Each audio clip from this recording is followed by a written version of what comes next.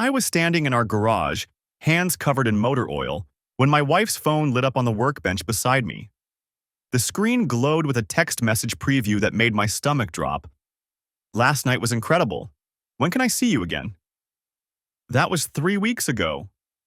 Today, I'm sitting in a courtroom watching Emily's face turn pale as her attorney realizes what's about to happen. But let me back up. My name is David Patterson, and until recently, I thought I had it all figured out. 15 years of marriage to Emily, 2 kids, Jake, 13, and Olivia, 10, a comfortable house in suburban Ohio, and a job as an engineering manager that paid well enough for Emily to pursue her passion projects. The latest was a photography business that barely broke even but kept her happy. Or so I thought. That text message in the garage came from a number saved in her phone as Client Tom. I'd been changing the oil in Emily's SUV as a surprise. She'd mentioned it needed service, and I figured I'd save us the $100 and do it myself on that Saturday morning. She was supposedly at a networking brunch for local photographers. My first instinct wasn't suspicion. We'd been together since college. High school sweethearts turned lifetime partners. Emily was the girl who cried at animal shelter commercials and made elaborate birthday cakes for the kids' classmates. The idea of infidelity seemed absurd. I wiped my hands on a rag and picked up the phone, intending to text back something like, "This is her husband, wrong number." But my thumb hovered over the screen. Something felt off. The message was too familiar, too intimate for a professional relationship. I set the phone down and finished the oil change, but my mind was racing. When Emily got home 2 hours later, she was glowing. Flushed cheeks, bright eyes, that specific kind of energy that I recognized from our early dating years. She kissed me on the cheek and breezed past, saying the brunch had been super productive. "Your phone's on the workbench," I called after her. "Got a text from a client named Tom." The change was instantaneous. Her shoulders tensed, and she spun around too quickly. "Oh? What did it say?" "Didn't read it. Just saw it light up." She grabbed the phone, her fingers moving rapidly across the screen. "Thanks. Just someone asking about rates for a wedding shoot." That's when I knew. Emily was a terrible liar. Always had been. In 15 years, I'd seen her try to bluff her way through surprise parties, Christmas gifts, and white lies to her mother. She always did the same thing. Talked too much, offered unnecessary details, and couldn't maintain eye contact. I nodded and said nothing. That night, after she fell asleep, I did something I'd never done before. I took her phone from the nightstand, she never locked it, another sign of how comfortable we'd been, and opened her messages. The conversation with client Tom went back 4 months. 4 months of increasingly explicit messages, plans to meet at hotels, discussions about what they'd do next time. Photos I won't describe, but that left no doubt about the nature of their relationship. Tom wasn't a client. He was a divorced dad she'd met at Jake's soccer practice. I remembered her mentioning him once. Some guy whose son is on the team. Kinda chatty. That was 5 months ago. I scrolled through hundreds of messages, each one a small detonation in my chest. The worst part wasn't the physical betrayal. It was the emotional intimacy. She told him things she hadn't told me in years. Complained about our marriage, about me. Called our life together comfortable but empty. Said I was checked out and more interested in spreadsheets than her feelings. There were others too, not just Tom. A guy named Brad from her gym. Someone named Alex from a photography forum who lived 3 states away, but whom she'd apparently visited during a workshop weekend in Chicago last fall. I sat in our bathroom at 2 in the morning, phone in shaking hands, and made a decision. I wasn't going to confront her. Not yet. I was going to be smart about this. Ohio is a no-fault divorce state, but infidelity still matters in custody and asset division cases. I knew that much from a colleague who'd gone through a messy separation. I also knew that I needed documentation, evidence, and a plan. The next morning, I acted normal. Made coffee, got the kids ready for school, kissed Emily goodbye before heading to work. Then I drove to a parking lot 3 blocks away and called my buddy Ryan, who'd been through a divorce 2 years prior. "I need the name of your attorney," I said. Ryan didn't ask questions. "I'll text you her info. You okay, man?" Not even a little bit. The attorney's name was Patricia Whitmore, and she had an opening that afternoon. I took a long lunch and drove to her office in downtown Columbus, a sleek high-rise that smelled like expensive coffee and leather furniture. Patricia was in her mid-50s, sharp-eyed, with gray hair pulled back in a bun. She listened without interrupting as I explained everything, then asked to see the messages. I'd taken screenshots and backed them up to a cloud account Emily didn't know about. She scrolled through them methodically, her expression never changing. Finally, she looked up. "Mr. Patterson, how do you want to handle this?" "I want full custody of my kids," I said. "I want her to understand exactly what she's losing, and I want to make sure she can't take me to the cleaners financially while she's been—" I stopped, searching for the right word. "Conducting multiple extramarital affairs?" Patricia offered. "Yeah, that." She leaned back in her chair. "Then we're going to need to be very strategic about this." The irrigation system seemed like overkill when Emily insisted on it last spring. "Smart technology for the garden," she'd said, showing me the app on her phone. "We can control everything remotely, monitor soil moisture, track water usage.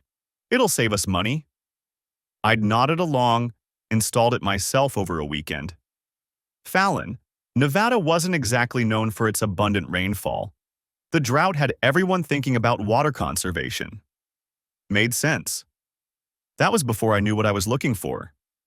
Now, sitting in the shed behind our house with my tablet open to the irrigation app's admin panel, the data told a different story than the one Emily had been selling.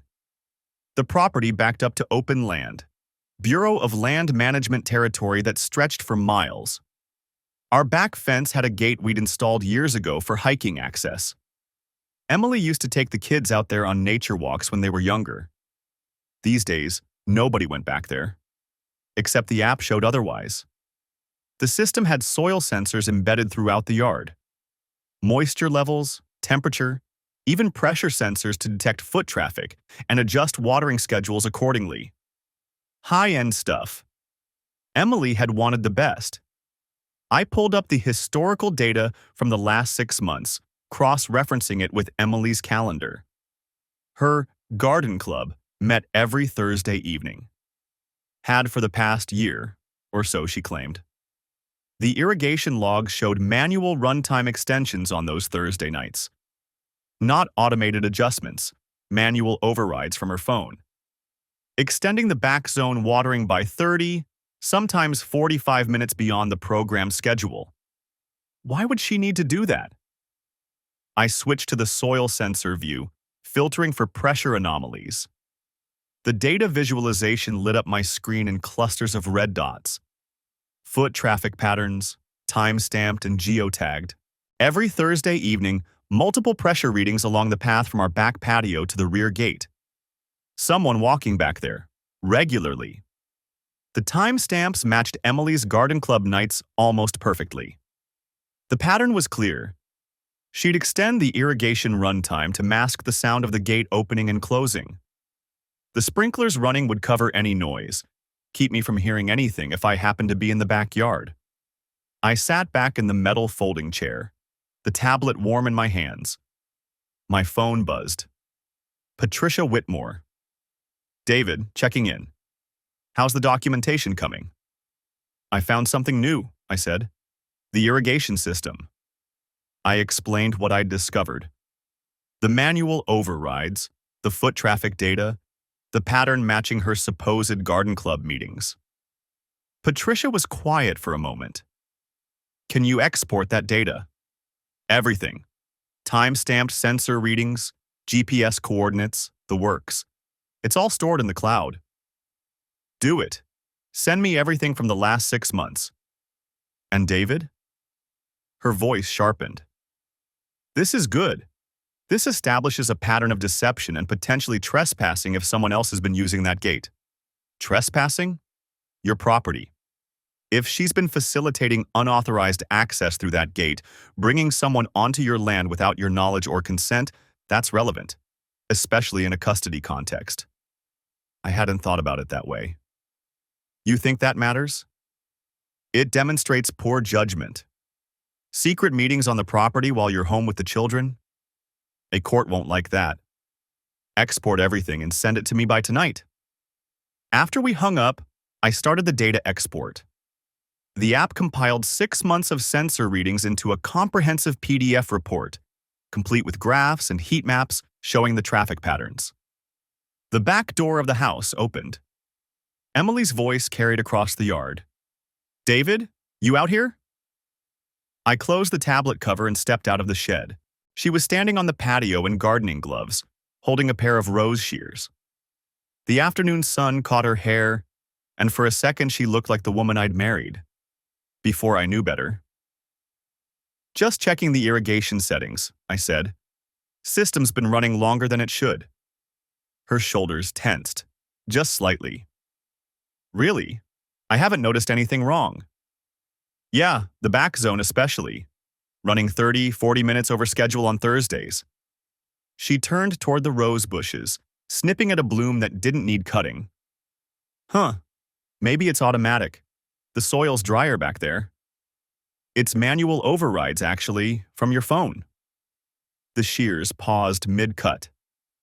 I don't think so. I haven't touched those settings. The app logs show otherwise. Every Thursday night for the past 6 months. Emily set down the shears on the patio table, pulled off her gloves.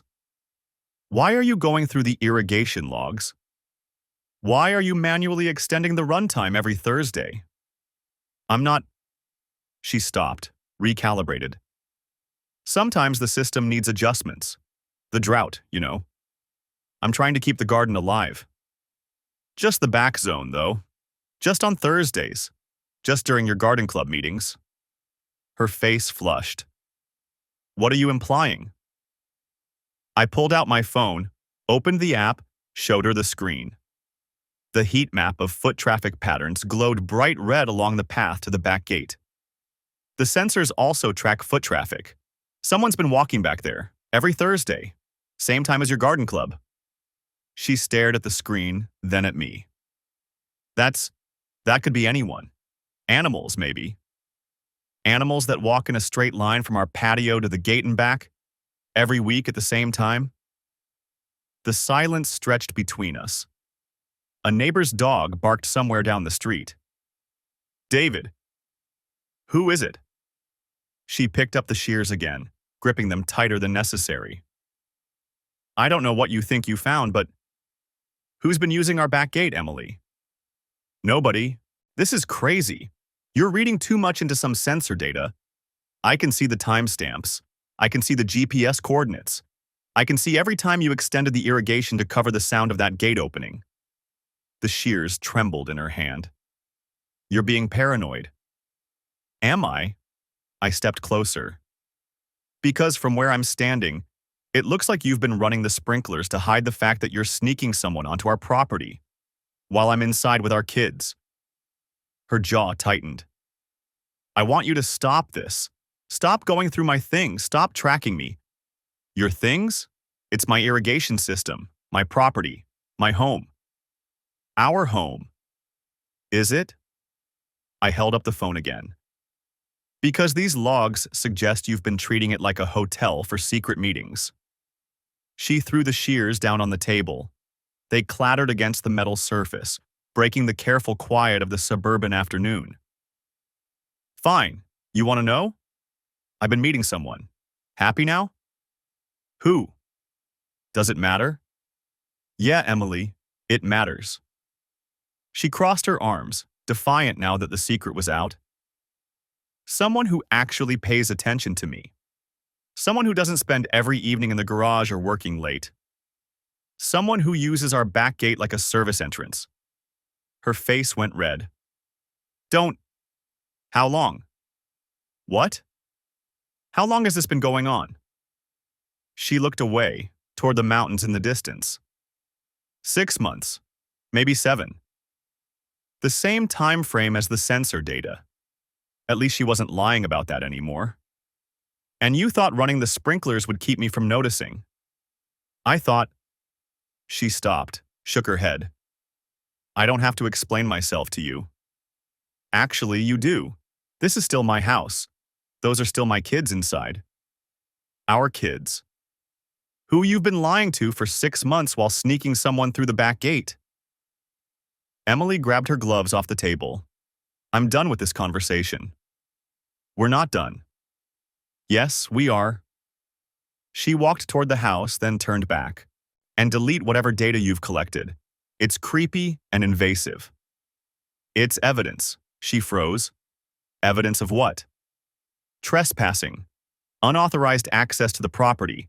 Pattern of deception.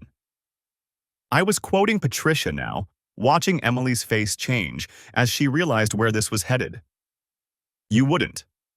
I already have. Exported the full report this afternoon. 6 months of sensor data, traffic patterns, GPS coordinates, all of it. You can't use that against me. Watch me. She stared at me, and I saw the moment she understood. This wasn't just about catching her anymore. This was about what came next. David, please. I've already sent it to my attorney. She's filing it with the sheriff's office as documentation for the restraining order. Restraining order? Against who? Whoever's been trespassing on my property, and you, for facilitating it. Her hands shook. You're insane. No, I'm thorough. I walked past her into the house, leaving her standing alone on the patio among her roses, the irrigation system ticking on right on schedule. My schedule now, not hers. The data didn't lie. The patterns were clear. And soon, a court would see them too. The sheriff's deputy who showed up 40 minutes later looked like he'd rather be anywhere else. Officer Garrett, according to his nameplate, mid-30s, sun-weathered face, the kind of cop who'd probably responded to 100 domestic calls and hated every one of them. So you're reporting a trespasser, he said, notepad out, eyes moving between me and Emily, who stood on the porch with her arms crossed. But you don't know who it is. I know exactly when he's been here, I said, pulling up my phone. Every Thursday night for the past 6 months. The irrigation sensors log every time someone crosses through the garden to the back gate. Garrett squinted at my screen. That's irrigation data? Smart system, soil moisture, foot traffic, gate sensors, all time-stamped. I swiped through the exported files. See? Every Thursday between 9:15 and midnight, sometimes later. Emily made a sound from the porch. Not quite a laugh, not quite a sob. Ma'am, Garrett said, turning to her. Do you know who's been accessing your property? She stared at me instead of him. Her face had gone pale under the porch light, all that earlier defiance draining away. This is insane. Answer the officer's question, I said. I want a lawyer. Garrett sighed. Ma'am, this isn't a criminal investigation. Your husband is reporting unauthorized access to your shared property. If you invited someone onto the property, that's relevant information. She looked between us, calculating. I could see the wheels turning. What to admit, what to deny, how much I actually knew versus what I could prove. His name is Kyle, she finally said. Kyle Brennan. We've been seeing each other. For how long? 6 months, maybe 7. Garrett wrote this down. And you gave him access to your property through the back gate? Yes. Without your husband's knowledge or consent? She didn't answer. Ma'am? Yes, she whispered. Garrett looked at me. Do you want to press charges for trespassing? I'd already discussed this with Patricia. The trespassing report itself wasn't about getting Kyle arrested. It was about establishing a pattern of deception and unauthorized use of marital property. Documentation for the divorce filing. I wanted on record, I said, "and I want a restraining order preventing him from coming within 500 feet of this property." "You can't do that," Emily said, her voice rising. "He hasn't done anything wrong." "He's been trespassing on my property for 6 months," I said. "That's documented fact now." Garrett cleared his throat. "Mr. Patterson, a restraining order requires a separate filing with the court. I can take this report and you can use it to support your petition, but I can't issue an order myself." "I understand. Just get it documented." He spent the next 20 minutes taking down details. Kyle's full name, his address, Emily reluctantly provided it, the dates and times from my irrigation logs. Emily stood on the porch the whole time, watching me like I was a stranger. Maybe I was. Maybe the David she thought she knew would have yelled and broken things and made it easy for her to play the victim. This David was colder, more patient. After Garrett left, she came down the porch steps. "You're really doing this?" "Yes." "The kids are at your mother's until Sunday. We agreed on that this morning." "I mean in general. You're going to drag them through a divorce over this?" I looked at her. Really looked at her. The woman I'd married 15 years ago, who'd cried at our wedding, who'd held my hand through 2 difficult pregnancies, who'd laughed at my stupid jokes and fallen asleep on my shoulder during movies. Gone. All of it. "You dragged them through it when you started sneaking someone onto our property," I said. "I'm just finishing what you started." She flinched. "I never meant—" "Don't." I held up a hand. "Don't tell me what you meant. I don't care anymore." I went inside, leaving her in the driveway.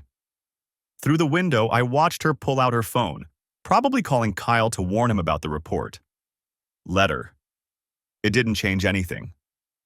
Patricia called me Saturday morning.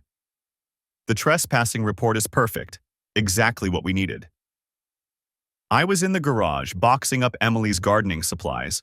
She'd texted me Friday night asking to come get some things. I'd told her to make a list and I'd have it ready on the porch. I wasn't ready to see her face to face again yet. "What's next?" I asked. "I'm filing Monday morning. Divorce petition, temporary custody arrangement, and a motion for exclusive use of the marital residence. The trespassing report supports our argument that she's been using marital property for extramarital affairs, which goes to character and judgment." "And the restraining order?" "Separate filing, but we'll submit it simultaneously. The documented pattern of unauthorized access is strong. Judge will likely grant a temporary order pending a full hearing." I set down a box of rose fertilizer. "How long until this is over?" "Nevada's a no-fault state, but contested custody cases can take 6 to 12 months.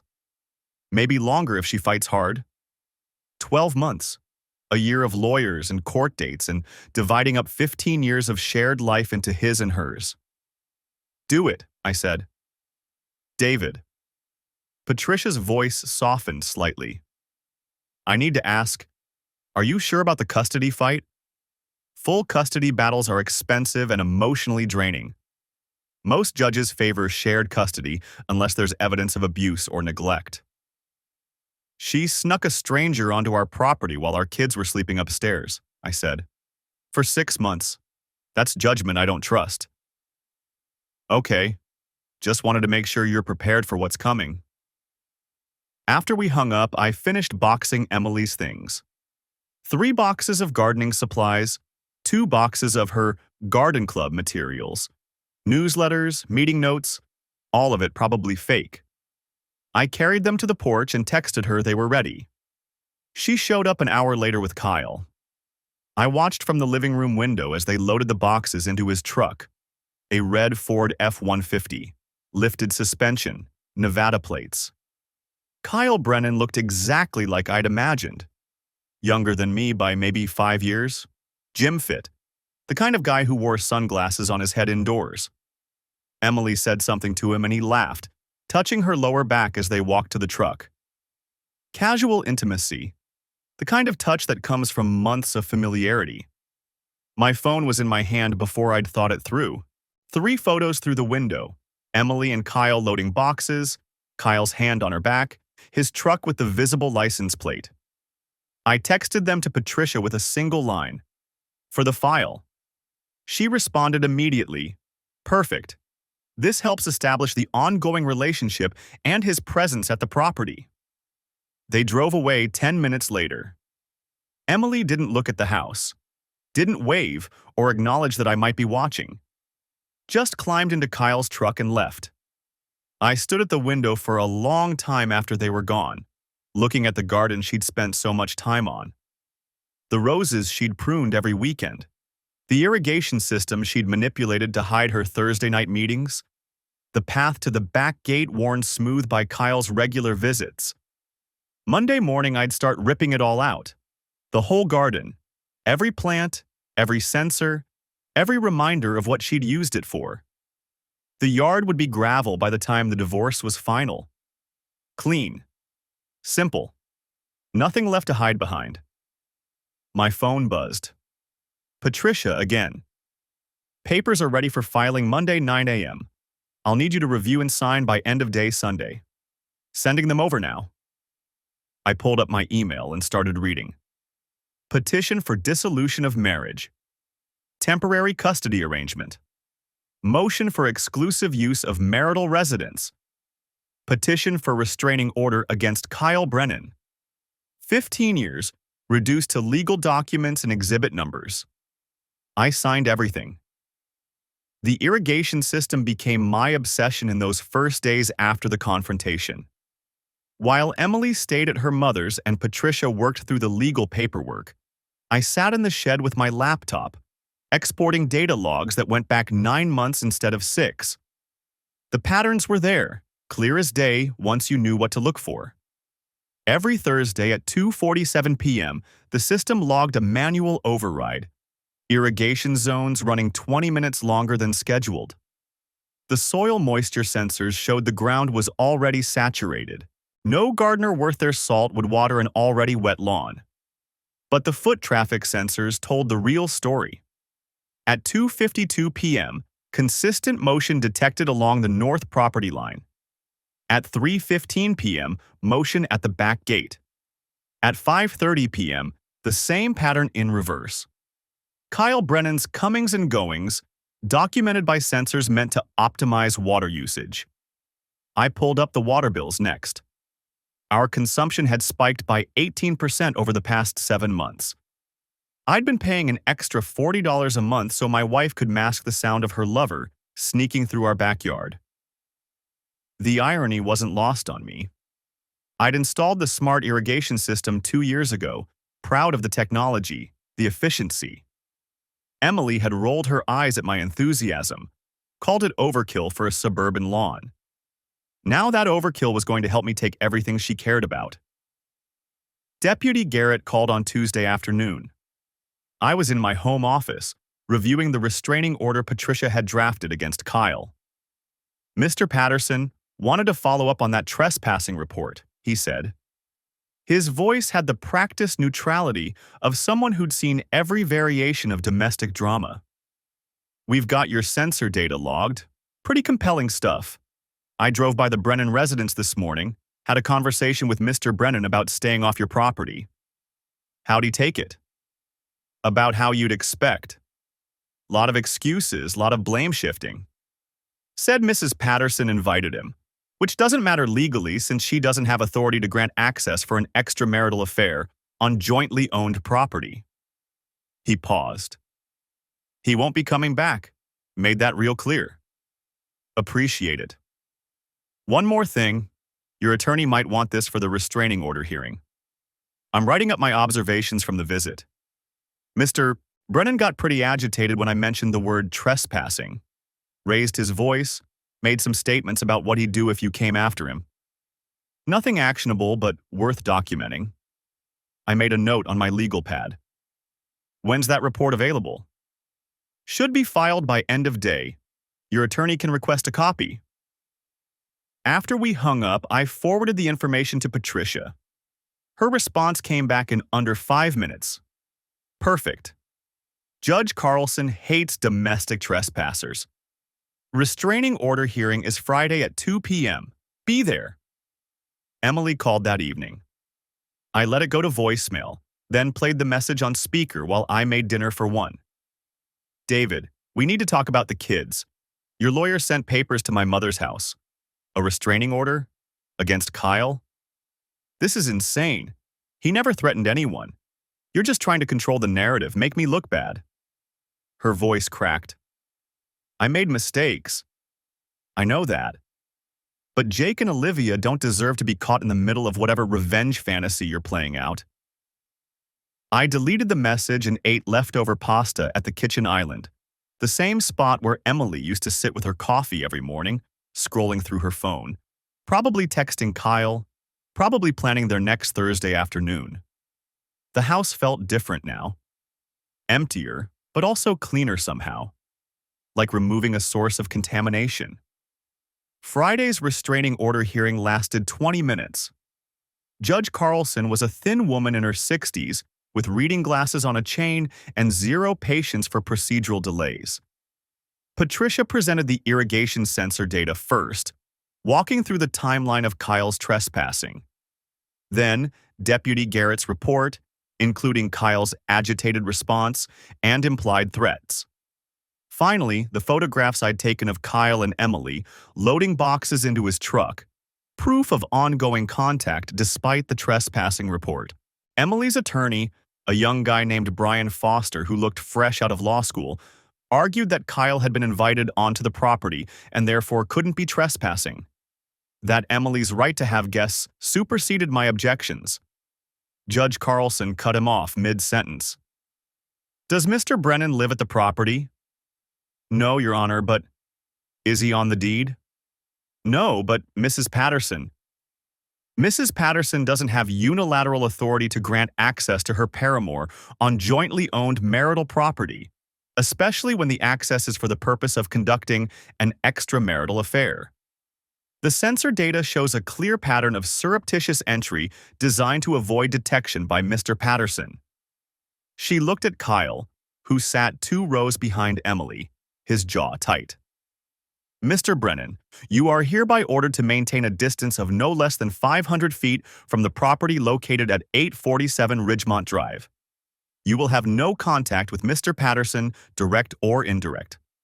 Violation of this order will result in immediate arrest. Do you understand? Kyle nodded, his face red. I need to hear you say it, Mr. Brennan. Yes, Your Honor. I understand. Good. She signed the order with a flourish. Anything else, Ms. Whitmore? Patricia stood. Your Honor, we'd like to request that Mrs. Patterson also be restricted from bringing Mr. Brennan or any other third parties onto the property pending the divorce proceedings. Given the pattern of deception, granted. Mrs. Patterson, you are not to bring guests to the marital home without Mr. Patterson's express written consent. This is a temporary measure until asset division is finalized. Judge Carlson removed her glasses. I suggest you both work with your attorneys to resolve this matter quickly and with minimal disruption to your children. Next case. Outside the courthouse, Emily caught up to me on the steps. Kyle waited by his truck in the parking lot, watching. You're really doing this, she said. Not a question. You did this. I'm just responding. The kids are going to hate you. You know that, right? When they find out you kicked their mother out of her own home, got a restraining order against someone who never hurt anyone, someone who trespassed on our property for 7 months while you lied to my face every Thursday. I kept my voice level. Jake and Olivia will understand when they're older. They'll understand I protected them from having a stranger sneaking through our backyard. Kyle isn't a stranger, he's... She stopped herself. He's what, Emily? Your boyfriend? Your partner? What exactly do you call the guy you've been sleeping with in our house while our kids were at school? Her eyes filled with tears, but I felt nothing. That part of me that used to ache when she cried had burned out somewhere between the text messages and the irrigation logs. I want to see them, she said. This weekend, Saturday afternoon. Talk to Patricia. We'll arrange supervised visitation. Supervised? Are you kidding me? I'm their mother. And you've been lying to them for 7 months, lying to all of us. So yeah, supervised, at least until we establish a formal custody arrangement. I walked to my car, leaving her on the courthouse steps. In my rearview mirror, I watched Kyle approach her, his hand on her shoulder. They stood there together, two people who'd blown up their lives for Thursday afternoon hookups masked by irrigation timers. My phone buzzed. A text from Patricia. Judge loved the sensor data. Divorce hearing scheduled for 3 weeks from Monday. Discovery phase starts now. Send me everything. Bank statements, credit card records, phone bills, everything. I drove home to the empty house and started pulling files. The irrigation data became my obsession in a way I hadn't anticipated. After the sheriff's deputy left with his copy of the trespassing report, I sat in my home office with the laptop open, scrolling through months of sensor logs I'd exported from the smart irrigation system's cloud storage. Thursday nights, every single one for the past 7 months. Manual override activated at 8:47 p.m., sometimes 8:51, once at 9:03. The back zone would run for exactly 12 minutes, long enough to mask the sound of the gate opening, footsteps on the gravel path, the side door to the garage. Then Emily would cancel the cycle. The soil moisture sensors showed the ground was already saturated those nights. No reason to water except to create noise. But it was the motion data that made my stomach turn. The system had passive infrared sensors to detect animals and adjust spray patterns. I'd installed them 2 years ago after a family of rabbits kept triggering the sprinklers at random hours. The sensors logged every detection with a timestamp and zone location. I pulled up the data visualization tool, something I'd barely used since installation. A heat map appeared on screen, showing movement patterns across our yard over the past 6 months. The back fence gate lit up like a beacon every Thursday evening. A path from the gate to the garage glowed orange with repeated traffic. Then nothing for exactly 2 hours and 17 minutes on average, before the reverse pattern, garage to gate. 2 hours and 17 minutes. That's how long Kyle Brennan had been in my house every Thursday while I worked late at the office, finishing up reports for Friday morning meetings. I zoomed in on individual dates. March 14th. Gate motion at 8:52 p.m., garage motion at 8:54 p.m. Return path at 11:09 p.m. March 21st, gate at 8:49 p.m., garage at 8:51 p.m., return at 11:13 p.m. The pattern held with mechanical precision. My phone buzzed. Patricia Whitmore. David, the restraining order is filed and active. Kyle Brennan was served an hour ago at his workplace. He's barred from coming within 500 feet of your property or contacting Emily, except through written communication for legitimate business purposes. What did he say when he was served? Deputy said he went pale, asked if this was about Emily Patterson, didn't deny anything, signed the acknowledgement without argument. I closed my eyes. So he knows it's over. He knows he's facing potential criminal trespassing charges if the prosecutor wants to pursue it. The restraining order is civil, but the sheriff's report gives them everything they need for criminal charges. 7 months of documented illegal entry onto private property. She paused. How are you holding up? I'm looking at sensor data that shows exactly when he arrived and left. Every single Thursday for 7 months. Save all of it. We'll need it for the divorce hearing. Judge Vance takes property violations seriously, especially when minor children are in the home. Jake and Olivia were home some of those nights. I checked my calendar. At least a dozen Thursdays when I worked late and the kids were here with Emily. Patricia's voice hardened. That strengthens our custody argument significantly. She was bringing a trespasser into the home while responsible for minor children. Document which specific dates the children were present. After we hung up, I pulled up my work calendar and cross-referenced it with the sensor data. March 7th. Jake had a school project due. I'd left him working on it at the kitchen table while Emily said she'd help him. Sensor data showed Kyle arrived at 8:47 p.m., left at 11:02 p.m. April 11th. Olivia had a sleepover canceled last minute. She'd been home watching movies with Emily. Kyle arrived at 8:53 p.m. I made a spreadsheet. Date, arrival time, departure time, children present, my location. 14 Thursdays when at least one kid was home. 14 times Emily had brought her lover into our house while our children slept upstairs. The garage door opener rumbled. Emily was home from wherever she'd spent the afternoon. I heard her car door slam, her footsteps on the concrete floor below my office. The door to the kitchen opened and closed. I saved the spreadsheet with a timestamp and closed the laptop. Downstairs, Emily was unloading grocery bags onto the counter. She looked up when I entered, her expression carefully neutral. I got stuff for dinner. Thought I'd make that chicken thing the kids like. Kyle Brennan was served with a restraining order today. The bag in her hands crumpled. A container of strawberries tumbled out, rolling across the counter. What are you talking about?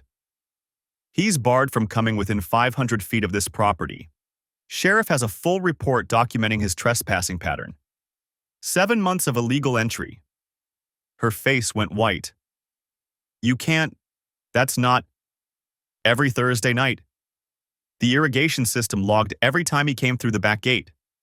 Motion sensors, timestamps, soil moisture data showing you ran the sprinklers to cover the sound. I kept my voice level, factual. The sheriff found it very interesting. So did my attorney. She grabbed the counter edge. David, please. You're making this into something it's not. 14 times when the kids were home. 14 times you brought a stranger into this house while Jake and Olivia were sleeping upstairs and I was at work. He's not a stranger, he's... She stopped herself. He's what? Your boyfriend? Your lover? The man you've been sleeping with in our garage every Thursday for 7 months while I worked late? Emily's eyes filled with tears. It wasn't like that. It wasn't in the garage. We just talked. He never even came inside the house. The motion sensors say different. Garage door, side entrance, every single Thursday. 2 hours and 17 minutes on average. I pulled out my phone, opened the sensor app, turned the screen toward her. See that heat map? That's 6 months of his footsteps in our yard. She stared at the glowing orange path on the screen. You're tracking me. You're spying on me with the sprinkler system. I'm documenting trespassing on my property. The system I installed to water our lawn and keep animals from destroying Emily's precious garden beds. The bitterness crept into my voice despite my effort to stay calm. Turns out it's also pretty good at logging when someone's sneaking onto the property through the back gate. This is insane. You can't get a restraining order against someone just because he's been illegally entering private property for 7 months? Yeah, actually, I can. The judge agreed. So did the sheriff. I pocketed my phone. Kyle knows now. He was served at work today. I imagine that was an interesting conversation with his employer. Emily's tears spilled over. You're destroying his life over nothing. It was just every Thursday, while I worked late, while our kids were home. I moved toward the doorway. The divorce hearing is in 2 weeks. Patricia says this helps our custody case significantly. Bringing a trespasser into the home while responsible for minor children. Judge Vance takes that kind of thing seriously. David, wait! I stopped in the doorway but didn't turn around. Please, can we just talk about this? Really talk. Not like this. Not with lawyers and restraining orders and... You ran the sprinklers to cover the sound of him coming through the gate. You checked the sensors to make sure I wasn't home. You did this every Thursday for 7 months. I looked back at her. What exactly is there to talk about? She wiped her eyes, mascara smearing. I made a mistake. I know I did. But we can fix this. We can go to counseling. You made a choice. Every Thursday for 7 months, you made the same choice. I walked out of the kitchen, her voice calling after me, words I didn't bother to process. In my office, I opened the laptop again and pulled up the sensor data. The heat map glowed on screen, orange paths tracing Kyle's route from gate to garage and back. 14 times with the kids home. 31 total visits documented. I exported the data to a PDF, added it to the growing folder of evidence Patricia had requested. Bank statements showing cash withdrawals on Thursday evenings. Phone records showing deleted call logs. The irrigation override history showing manual activations every Thursday at 8:47 p.m. My phone buzzed with a text from Ryan. Heard Kyle got served today. How'd Emily take it? Not well, I typed back. She's downstairs crying and asking to talk. You going to? I looked at the heat map on my screen, the glowing evidence of 31 betrayals. Not even a little bit. Good. Stay strong. Beer this weekend? Yeah, I'll need it. I closed the laptop and sat in the quiet office, listening to Emily moving around downstairs, the sound of her putting away groceries, trying to maintain some semblance of normal domestic routine. The irrigation system's control panel blinked on the wall, its green LED indicating everything was functioning properly, all sensors active, all zones ready. The same system that had watered her garden beds for 2 years had also documented her affair with precision a surveillance camera couldn't match. Every footstep, every arrival, every departure, logged and time-stamped in the cloud. She'd used my engineering project against me. Now I was using it against her. My phone buzzed again. Patricia. Judge Vance moved our hearing up to next Friday. Opposing counsel requested emergency session. They're scrambling. This is good for us. 10 days. In 10 days, this would start to be over. I pulled up the sensor data one more time, studying the patterns. 31 Thursdays. 31 times she'd chosen Kyle over our marriage, over our family. The sprinklers had kept perfect records. The motion-activated sprinkler heads had recorded everything. I sat in Patricia's office again, this time with a laptop open between us, watching her face as she scrolled through the irrigation system's back-end data. The software had captured more than I'd initially realized. Not just timestamps and water pressure readings, but thermal signatures from the motion sensors I'd installed last spring to prevent raccoons from digging up Emily's precious heirloom roses. These heat signatures, Patricia said, tapping the screen, they're consistent with 2 people, not 1. I nodded. I'd already spent 3 nights mapping every data point, cross-referencing them with my credit card statements, Emily's calendar, even the kids' school schedules. The pattern was obscene in its precision.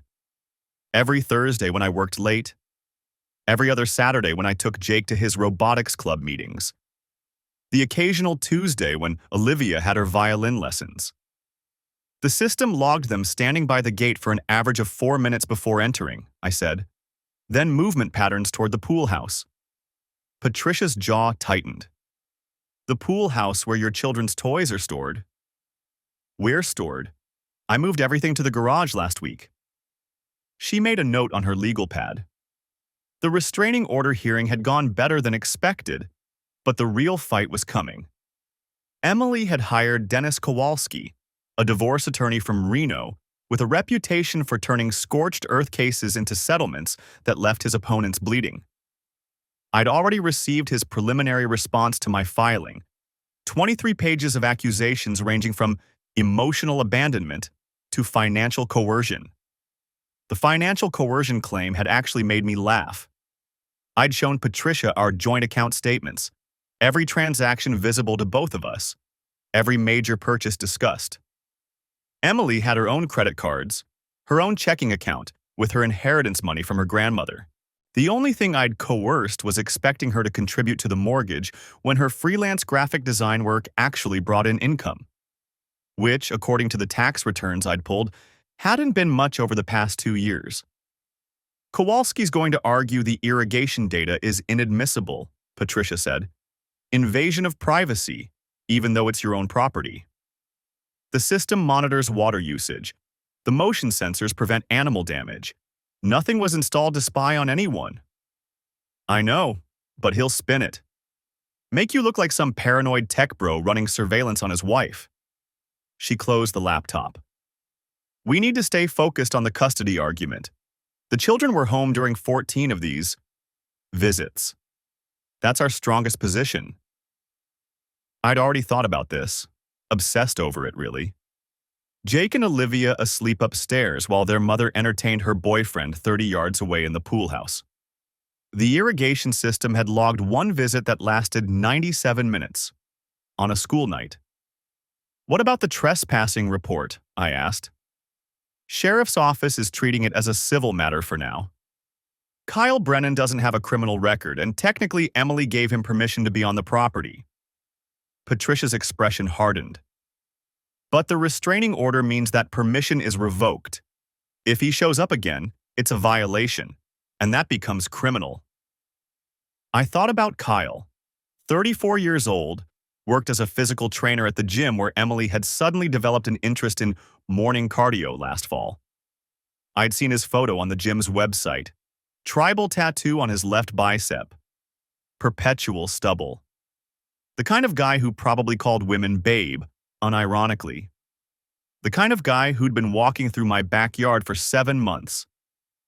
She's going to push for joint custody, Patricia continued. 50-50 split. Kowalski will argue that your work schedule makes you unavailable, that Emily's been the primary caregiver. She drives them to school. I help with homework, make dinner 4 nights a week, handle all the parent-teacher conferences because she gets too anxious. I could hear the bitterness creeping into my voice. I coach Jake's robotics team. I take Olivia to violin practice. Document it.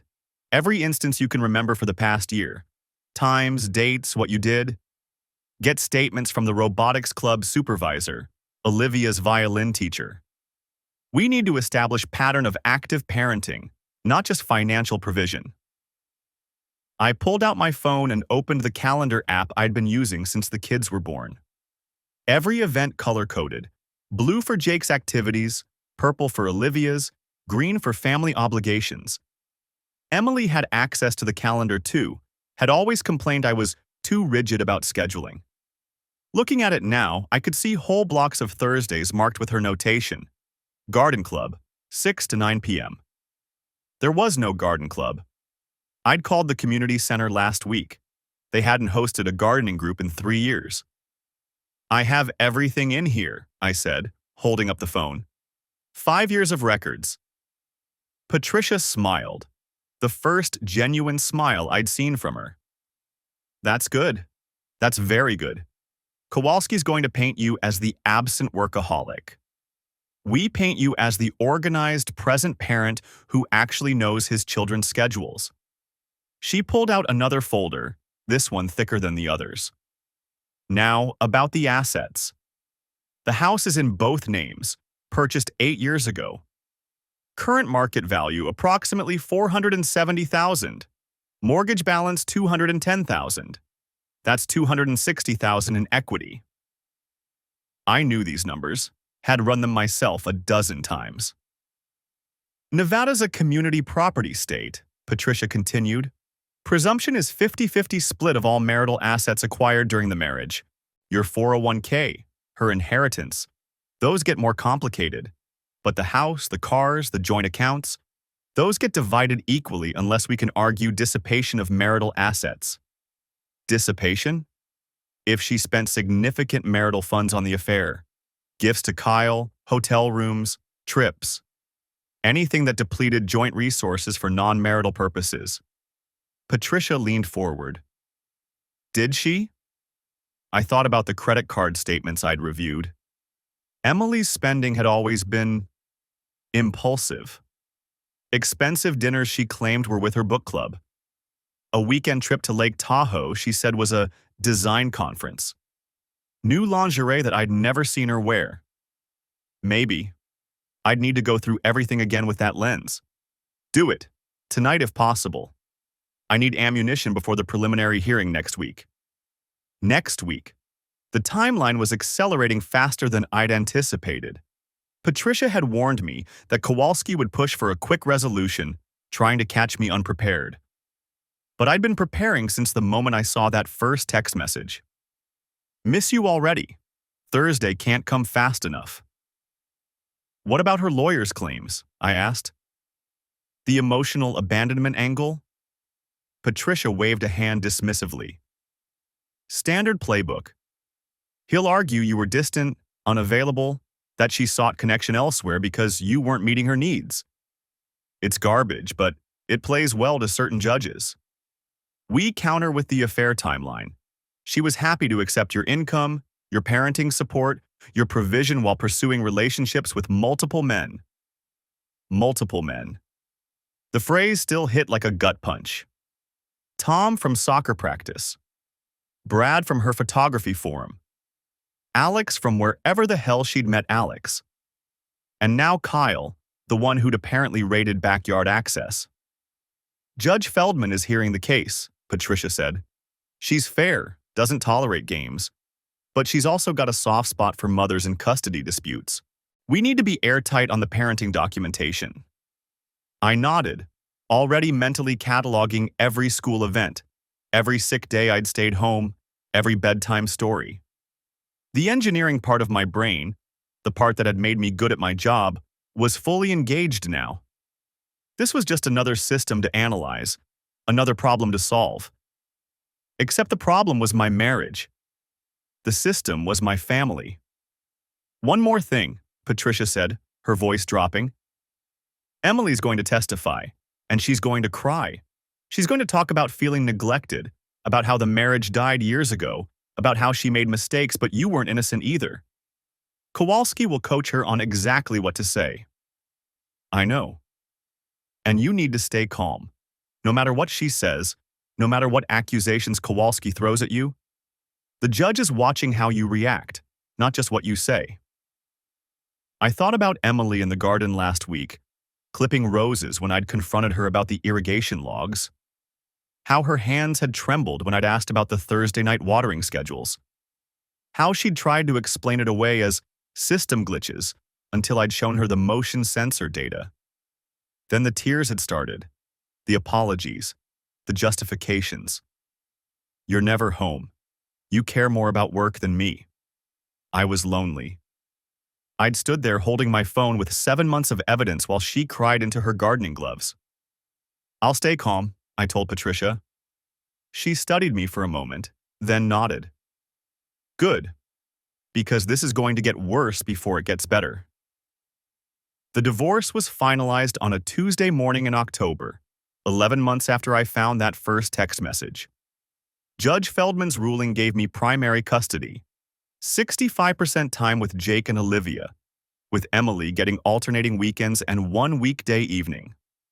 The house went to me, with Emily receiving her half of the equity in cash once I refinanced. My 401k took a hit, but her inheritance stayed separate, exactly as the law required. Kyle Brennan never violated the restraining order. Last I heard, he'd moved to Arizona with someone new. Emily got an apartment in Sparks, 20 minutes away, close enough for her visitation schedule, but far enough that I didn't have to worry about random encounters at the grocery store. The irrigation system came out 3 weeks after the final hearing. I spent a Saturday tearing out every sensor, every sprinkler head, every piece of equipment that had documented her betrayal.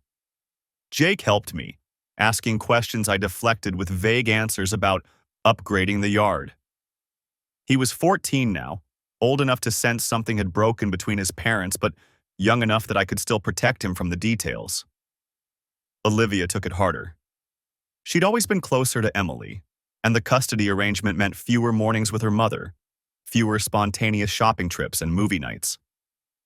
I did my best, learned to braid her hair through YouTube tutorials, figured out which of her friends' parents I needed to coordinate with for sleepovers. It wasn't the same as having her mother around full-time, but it was honest. No lies. No secret Thursday meetings. Emily and I don't speak except through a co-parenting app that timestamps every message. Her texts are cordial, focused on the kids. She remarried last spring, Some guy she met through work, an accountant named Greg, who seems decent enough from what Jake tells me. I'm glad for her, in a distant way. Glad she found whatever she was looking for. I never did. The house feels different now. I repainted the kids' rooms, replaced the furniture in the master bedroom, turned Emily's old craft room into a home gym.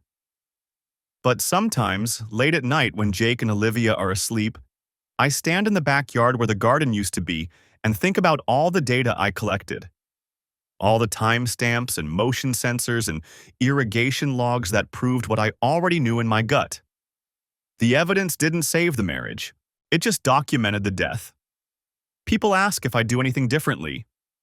Ryan, my buddy, who went through his own divorce, asked me that over beers last month. Would I have confronted Emily earlier, skipped the surveillance, and just asked her directly? I don't know. Maybe.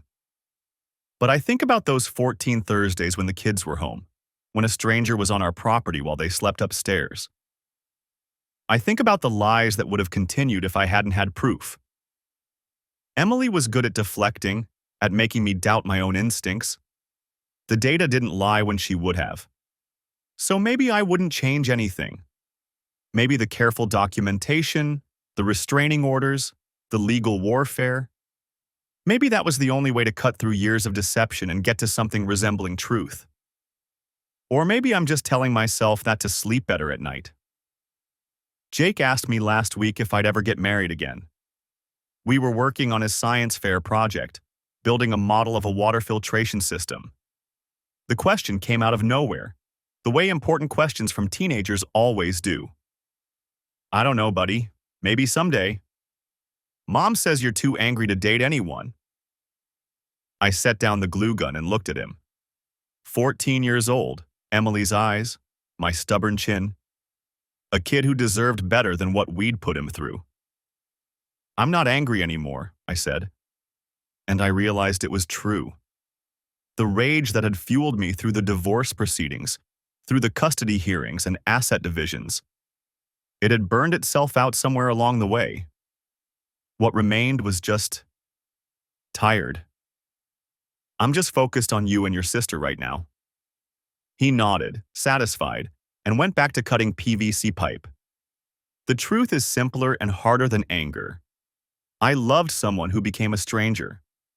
I built a life with someone who dismantled it in secret, Thursday by Thursday, irrigation cycle by irrigation cycle. The data proved she'd betrayed me, but it couldn't explain why. Couldn't tell me when the woman I married turned into someone who'd sneak a lover through the backyard while our children slept.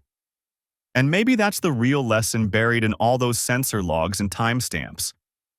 You can document everything, every lie, every betrayal, every moment of deception. You can build an airtight case, win in court, protect your kids and your assets. But you can't engineer your way back to trust.